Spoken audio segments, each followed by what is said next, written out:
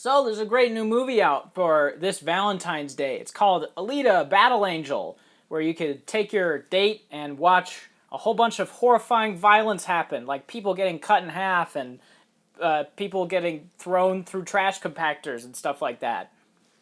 Fun for the whole family.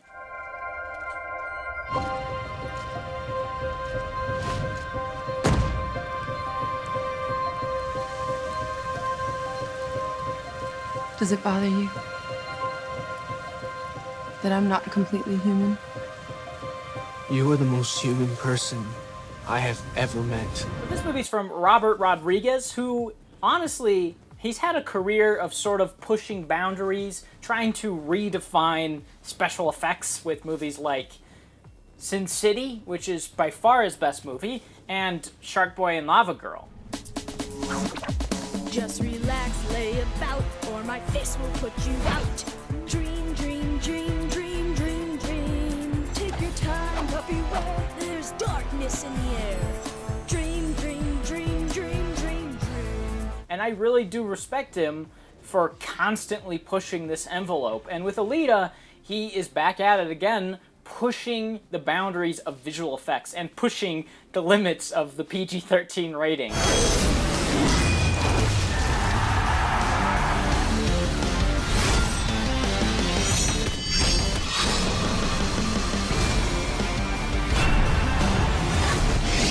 But the visual effects in this are really great. Everything looks absolutely outstanding. The main character is all a visual effect, and it's almost completely seamless, aside from a few scenes.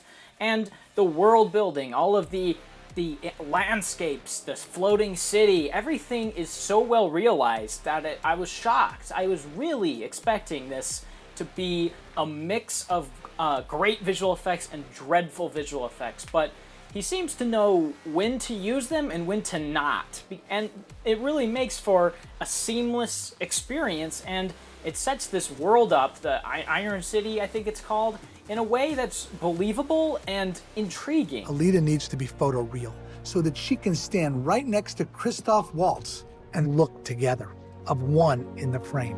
Alita is probably the most ambitious digital character that we have created. All of the technical stuff this movie really nails. Everything looks great, everything sounds great, all of the violence and action sequences have amazing sound design that's really gut-punching and rumbling, and everything comes together really nicely in a way that I didn't expect this movie to. I mean, it's an anime based off of manga, I think.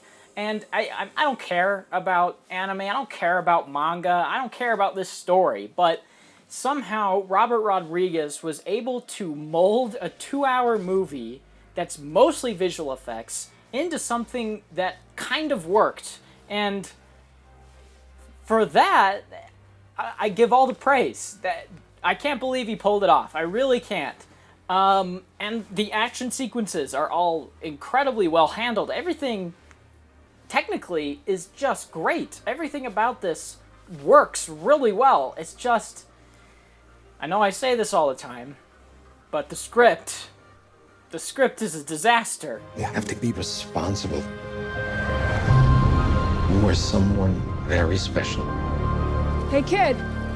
Not just a teenage girl. Hey, what's your problem? And not just because the story is generic. I mean, I'm getting intensely bored of seeing a character have amnesia and them having to do things to try and spark their memory and remember who they are. That story is so tired at this point. Let's try our best to abandon that story because it's just not interesting. Oh, guy, you have no memory. Now you can have a clean slate and you can choose whether you want to be good or evil regardless of your past. Isn't that a great opportunity for you? I don't care. Stop doing that.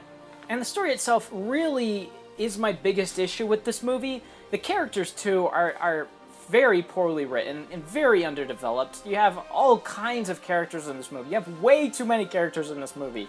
There's like 5 different villains in it that you have to take seriously as a threat, even though there's only one that you have to see as the overarching villain, but then there's an overarching villain over that overarching villain, and then you have like 4 different main characters. aside from Alita, it's just a mess of characters, and none of them are interesting. Alita is a character that has amnesia, so not interesting. Christoph Waltz is sleepwalking his way through the movie as a doctor that repairs androids. He's not interesting. Guy McLove interest is the love interest to Alita. Not interesting. All the characters suck in this movie, and that was to be expected. It's a big, dumb, blockbuster action movie, so I expected the characters to suck, but you at least need a story to pick up that slack, and what it has is an amnesia-driven plot device for a story. And it houses it in this really great world again, but that isn't enough to carry the story, and it seems like it wants to be enough. It seems like the movie feels like the world building is enough to carry the story, because there are long sequences where our main character is just learning about the world, and we're supposed to care and feel like the story is progressing.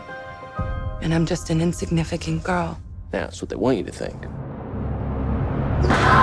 The main story is not really getting driven forward in any way throughout this movie. It really, I don't even think has a main story. It's just about Alita, who's trying to figure out who she is, and then Mahershala Ali, I forgot his name. Mahershala Ali wants to get her, and Christoph Waltz says, you can't get her, and she runs away a lot, and Mahershala Ali hires a bunch of people to get her, and and then the movie ends with Mahershala Ali getting killed by Alita, and the movie ends. And that sounds like it would work, because you think that Mahershala Ali is the main villain, but he isn't, and he has no motive, and he's completely uninteresting, and you don't get what he's even trying to accomplish. Mahershala Ali is a non-character who's being puppeteered by an overlord kind of character from a floating sky city, played by Edward Norton, oddly enough, and you never see this overlord character get his just deserves. He just smiles at the camera at the end, and then the movie ends. It doesn't have an ending. This movie, straight up, does not have an ending. It thinks that the ending is her killing Mahershala Ali, but that isn't, because that doesn't resolve the conflict. You know, movies are structured in a way to where the first act is establishing characters, location, world, which this movie has. About 45 minutes on the first bit of the movie is this first act. Second act is the rising conflict. Characters are trying to take steps into resolving the conflict, and then in between the second and third act switch, you have a character low point where maybe someone dies, maybe the villain bests them, and they're at their lowest point, and they have to rise up to beat the villain at the end and resolve the conflict, and then you might have a little epilogue at the end.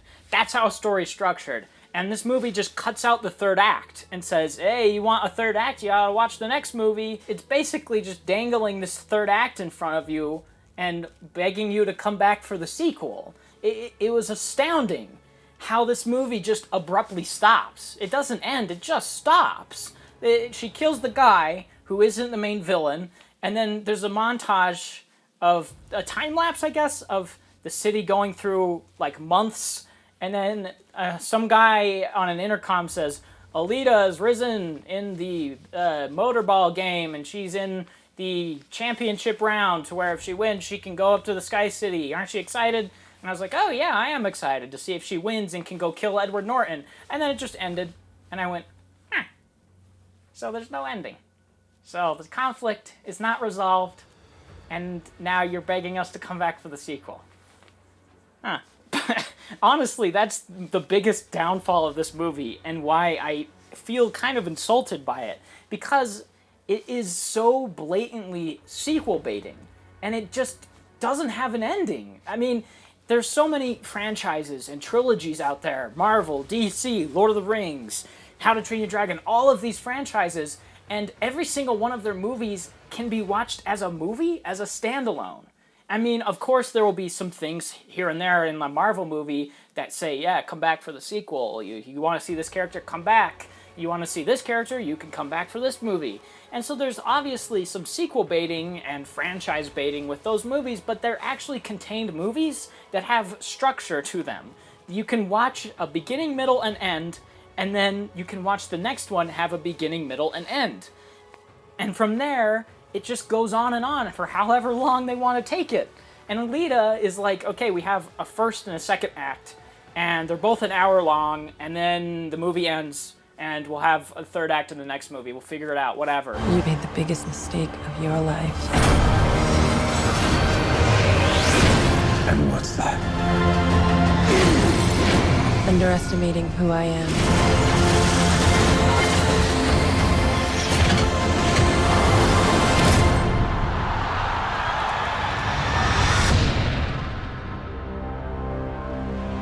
So, I'd probably give it a 4.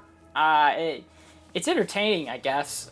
It's violent, and I didn't expect that. It's really violent. Like, people literally get cut in half in this movie. And so, for a PG-13 rated movie, that's great. That's awesome. Don't take your kids to it. Really don't see it. So, that's all for now. See you in the next video. Bye-bye.